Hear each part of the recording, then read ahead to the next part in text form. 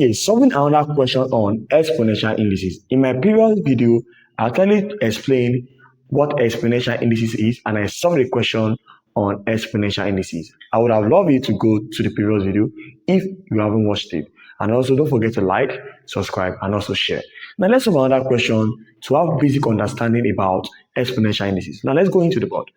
Going to the board, we are given a question that says, solve the equation in which we have 8 in the bracket of 4 in the power of x minus 2 in the power of x plus 2 equals 2 in the power of x plus 1.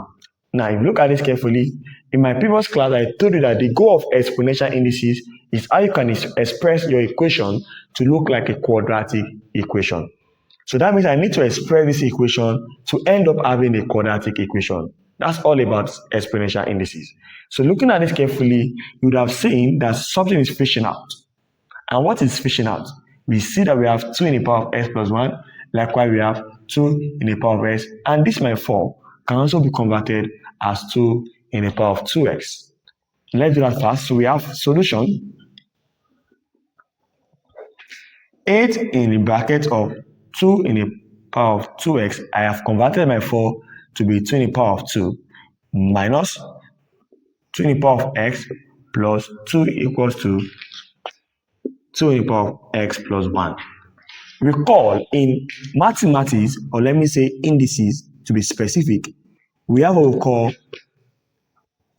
power law, and also we have what we call multiplication law. And what do they say? For power law, it says, imagine I have 2 powers. Let's say we have a in the power of b, then you are closing the bracket as c. This a in the power of b, closing the bracket in the power of c, is written as a, b, c. That's power law. And the other law I told you about is your multiplication law. In multiplication law, all we do is that we have indices of the same base in which we have a in the power of b multiplied by a in the power of c is going to turn to a, b plus c. Now, these two laws, I'm going to apply it in solving my question. Applying them to solve my question,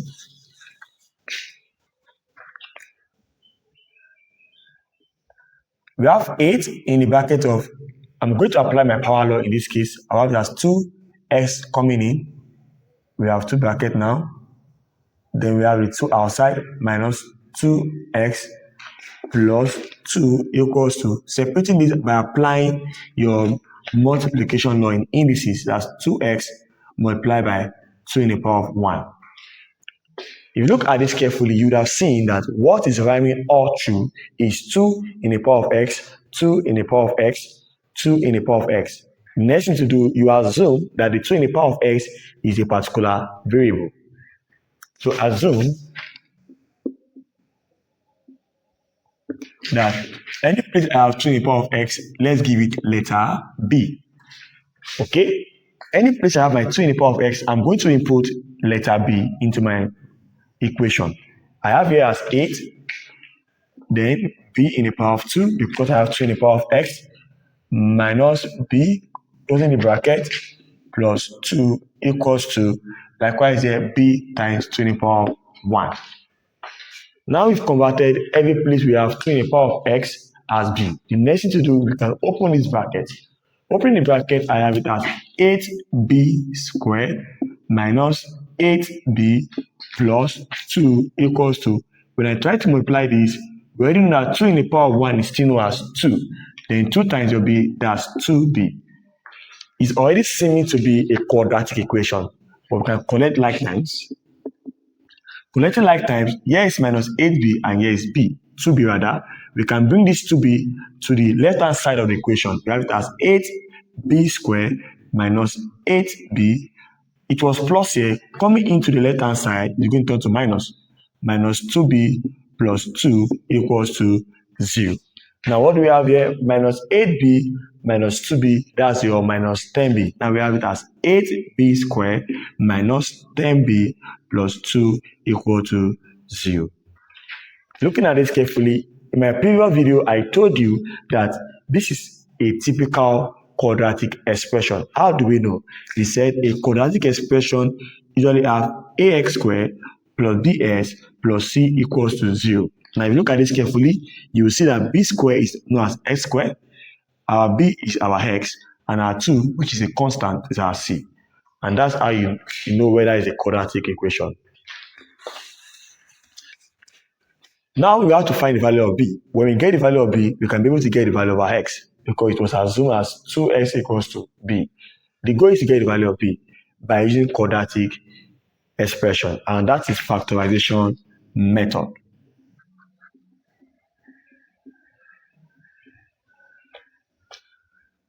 In factorization method, we have 8b squared minus 10b plus 2 equal to 0.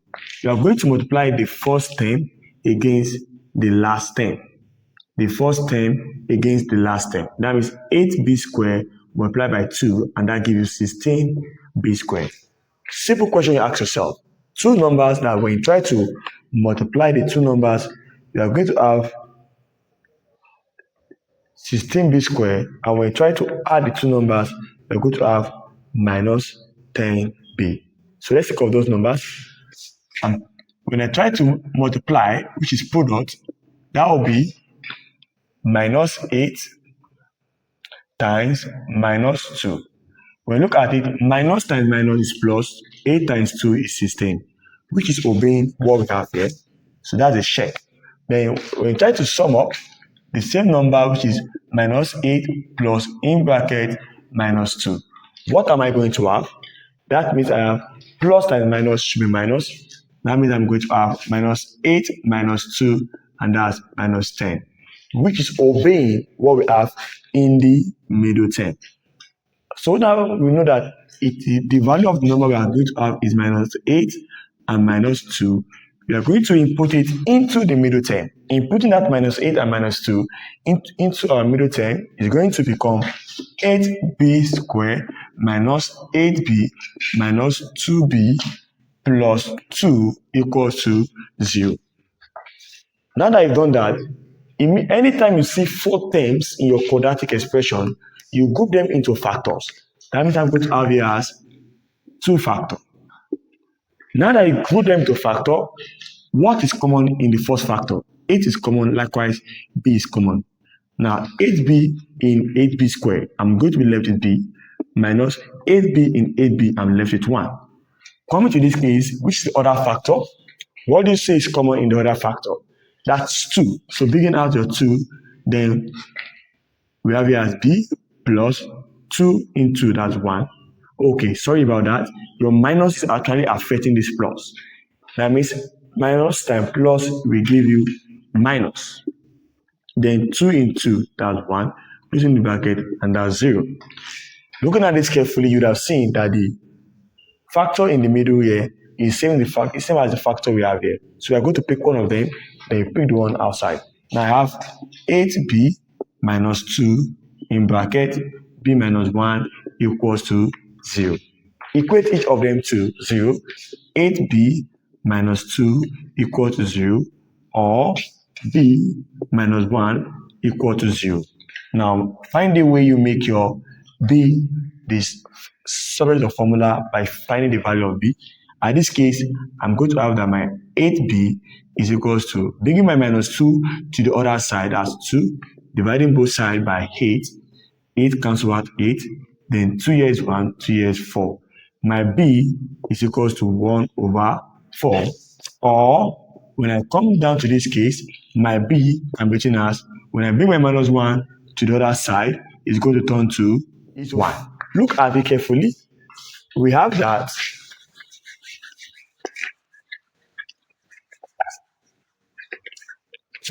our b is equals to 1 over 4, or the same b is equals to 1.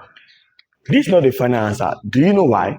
In our equation, we assume that the b should be equals to 2 in the power of x. The goal is to get the value of x, not the value of b.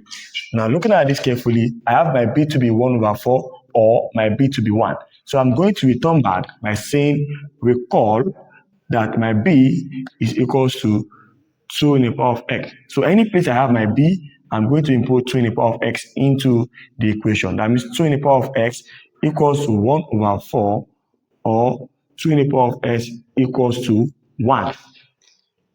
In this case, find a way you have the same base with the one you have at the left hand side. And how do I do that? I'm going to have it as 2 in the power of x equals to, this can be written as 1 over my 4 is can be written as 2 in the power of x. Then if I do it this way, I have, sorry, that's not 2 in the power of x, 2 in the power of 2. Sorry about that. Now that's what we're going to have here as 2 in the power of x equals to 2 in the power of minus 2, obeying inverse law. So in the long run, 2 can cancel out 2. My x is equals to minus 2. Or for this case, we have that what? 2x, 2 in the power of x is equals to 1. And in indices, 2 in the power of 0 is also known as what? 1. That means I can substitute my 1 to be 2 in the power of 0. And that means 2 in the power of x equals to 2 in the power of 0. Then when I try to cancel out this, I have that my x is 0. Hence, the value that we are going to have for x are, the value we have for x are x equals to minus 2 or the x equals to 0. So this is how we solve questions using exponential indices. If you like this art class like this and want a question on this, you can comment on the comment section, and also make sure you subscribe and like our videos.